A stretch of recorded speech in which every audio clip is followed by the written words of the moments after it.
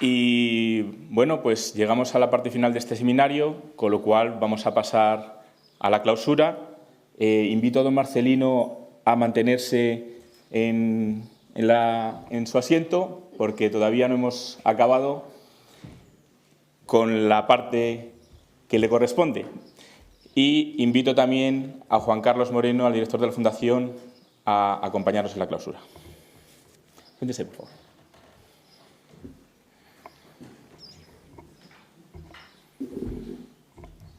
Te presento simplemente, o tomas ya la palabra directamente. Cuando te diga él.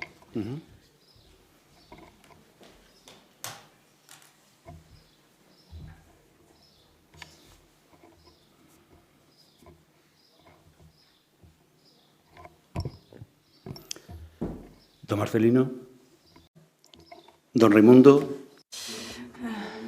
Dear Raimundo, it is difficult for me to talk right after your brilliant intervention, but here I am. And here I must stay. Dear General Director for External Action, Rosa, Mayor, Colonel Enrique Martín Bernardi, dear colleagues and friends, ladies and gentlemen. After 3 days of hard work at this Royal Monastery of Yuste, I faced a blank page to write some insights about Europe, but with a conclusion to the doctoral seminar Carlos V Marcelino OREJA European Award. I found it difficult to find ideas that hadn't been already said on this very stage by the teachers and students in a more precise, accurate, and brilliant way, than what I could say. That is why I decided to turn to the Bible of Europe, the Schuman Declaration, once again for inspiration. The Schuman Declaration is not a beautiful declaration of principles bursting with solemn words, unlike, for example, the Declaration of Independence of the United States of America, the one that proclaims among the inalienable rights of humankind the pursuit of happiness. The Schuman Declaration is much more prosaic. It talks about coal and steel production, and about guaranteeing their supply to both Germany and France, about improving the workers' conditions in these industries. But the declaration itself, the convergence of interests and efforts among countries that only 5 years ago, 5 years before, were killing each other, was an achievement in itself and a flame that sparked in the dark abyss of the aftermath of the wars. The Europe that was born in the declaration seeks to be, above all, a solution, an antidote to the brutality that always, with tenacious, deadly cadence, and ruthlessly devastates all generations. Europe is a project of future that needs to be worked upon day after day in order to make it a safer, more prosperous, and more social place. And we need to be aware that it is a tree that we plant today, and we will probably sit by its shadow, by its shade, by its shadow. The Europe we work for is a Europe that relentlessly fights against terror and protects its outer borders, the only ones it knows, because it has removed the inner ones. A Europe that is not indolent to those who cram before its gates, asking for shelter and food. A Europe that wants to build itself by looking face to face with the Mare Nostrum, the scene, the waters of which the philosophers, the politicians, artists, and all the warriors saw their reflection. A space that was a corridor in a house with many rooms, with different voices, but a common language. A Mediterranean Sea that we don't want to become a second Dead Sea or the Sea of the Dead.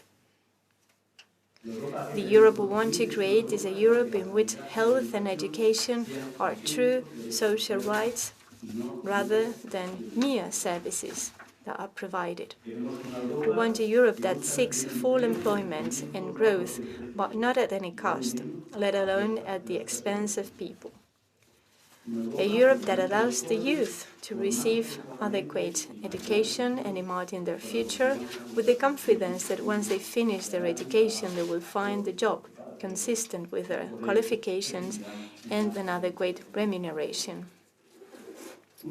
Jobs that enable them to live with dignity rather than make them rich. A job that, rather than make them rich, enables them to make others rich. A life in which they triumph or learn, but not fail. Europe cannot be just an ATM. Financial transfers are important, but we mainly need knowledge transfers. We want a Europe that makes the protection of the environment a hallmark, and who fights for the achievement and the maintenance of the welfare state. A Europe that is aware of its role of balance in the international arena, cohesion in diversity, respectful of discrepancy, integrative with disability, and firm in the preservation of the traditional and everlasting values, democracy, freedom, equality, and solidarity. A Europe that, as Ortega y Gasset said in 1949, aims at progressing towards unity without the inner nations losing vitality, its glorious plurality that has been the unparalleled richness and birth of its history. All those wishes are encapsulated in the first sentence of the Schuman Declaration that reads, "World peace cannot be safeguarded without the making of creative efforts proportionate to the dangers which threaten it." And I want to linger on creative effort. It is a beautiful expression that needs to be linked to another sentence in the Declaration. Europe would not be made all at once or according to a single plan. It will be built through concrete achievements to first create a de facto solidarity. So I think that both these creative efforts and the concrete achievements are ultimately the intra-history of Europe, a human work, a work by men and women who, in celebrity or anonymity, have worked for the last decades for a strong, united, peaceful Europe. It is a human work epitomized by, for example, people such as Raimundo Bassols and Marcelino OREJA.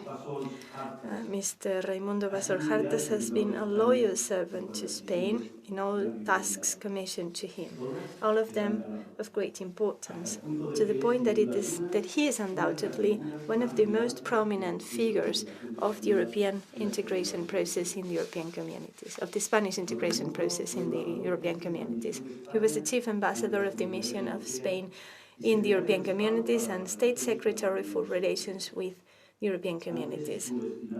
Before that, he had been posted to Paris, Santiago de Chile, Montevideo, Buenos Aires, Bonn, and Washington. And he was then appointed ambassador in Morocco and Argentina. That's why his diplomatic life has been an example of the aspiration of the Yuste Foundation to be a link between the European Union and Ibero-America, lying on the pillars of loyalty, respect for the respective identity, mutual benefit and solidarity in order to contribute to the promotion of democracy, respect for human rights, the promotion of peace and international concord. So these purposes are enshrined in the bylaws of the Yuste Foundation, but they could also be a summary of Mr. Bassols' life. I cannot resist transcribing the epilogue of his book, El arte de la negociación, The Art of Negotiation, in English, because I'm sure you will be moved by it as much as I have. I quote, "I believe in a world that honors and respects dialogue. I believe in a long bargaining table to which women and men sit together and willing to solve in a civilized way conflict, a dispute, a big problem by simply talking. to solve the distance between us. I believe in a world that knows and practices the art of talking, the art of dialogue, the act of coexisting, and the art of negotiating. So I want to thank you, Mr. Bassos. I want to thank you for having accepted to come to Yuste to close this European Doctoral seminar with your young 93 years of age, and for giving us the opportunity to learn by listening to you, and at the same time of enjoying the serenity that is reflected in your face, the face of someone who has lived, and we envy the enthusiasm treasured by someone who still has much to live and teach. Mr. Marcelino Oreja is still today a necessary luxury for Spain, one of those personalities that weave a country and that make it brilliant. Jan Monnet said that there are two types of people: those who want to become something and those who want to do something. Mr. Oreja has been something, has been much, and still is, but has made much for Europe, for Spain, and for Europe. Although we know his merits and we have them in our collective memory, I want to say some of them. He was a Minister of Foreign Affairs of Spain, a senator by royal appointment, member of parliament for the Alava and Guipúzcoa constituencies for 3 terms, the government representative in the Basque Country in the toughest and bloodiest years, Secretary General of the Council of Europe, a member of European Parliament, and one of the participants in the drafting of the first draft of the Constitution for the European Union, aside from being European Commissioner for Transport and Energy. It is impossible to get into details of the 1,000 successes of such a rich life, but I want to say something about his biography, one of the least known, one that belongs to the intrahistory that I was mentioning, and utmostly revealing of the role of Mr. Oreja in the integration of Spain in Europe. On the 5th of February 1979, at the Charlemagne Palace in Brussels, the siege of the Council of the European Communities, there was a Spanish delegation and a community delegation in order to start the negotiations for the adhesion of Spain to the European Union. The Spanish delegation was led by Leopoldo Calvo Sotelo, the Minister for Relations with the European Communities, and Marcelino Oreja, Minister for Foreign Affairs, and the qualified witness, Mr. Raimundo Bassos. When it was over, Marcelino made a statement to Le Soir, a newspaper. We have set out for Europe by breaking a long historical period of isolation that have kept Spain since 1815 outside of the big Western political currents. He was seen with modesty, denying it, but he was at the helm of that vessel called Spain that was set out for Europe. President Jacques Delors praised him by saying Marcelino Oreja has a wonderful experience of the political and diplomatic life, and he must be a reference for all those who want to create or cross-check an opinion about any matter in the world. So you can say, dear Marcelino, that you have fought a good combat and that you have kept faith in your heart, but the race isn't over. You know, and you must know that I have to repeat it, that you are loved and respected here. Today, we are witnessing a beautiful and necessary event, action, because we are getting together in this European place of memory. And we have hold together personalities that are a beacon that illuminates the future of those who want to keep on building Europe, more Europe, that are here today sitting in those chairs, the PhD students that we have selected. The process to build Europe, by extension, by life itself, is a relay race in which the main aim of the athletes is to handle the baton in a very synchronized way to the next runner without letting it fall. So the baton can be carried in one hand or another, depending on the moment and the runner, but in any case, the aim is always the same, to seize the baton, hold it tight, and carry it to the end. The button can never be carried in the mouth because it would fall. Make of that what you will. We cannot assign the button to relay runners who only want Europe to fail. Dear students, the future is yours. Your audience won't always be full of people convinced of it, as today. You will have to make pedagogy of Europe in atmospheres of skepticism, and this is not an easy task. It is only natural for some people to be more concerned about the end of the month than the end of Europe. I am aware that the setbacks that we have lived in recent years, that we're all aware of, far from taking us to pessimism, must be a stimulus to relaunch Europe even more. And in that stimulus, you play a fundamental role. I remember the wise words that Cervantes put towards in the Quixote.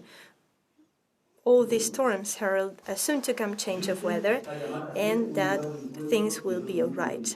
And I conclude, Yuste is meant to be a meeting point of two different but complementary worlds, Europe and Ibero-America. The royal monastery of Yuste must be a place of meeting and exchange, a scenario of harmonic replacement, and we are all necessary.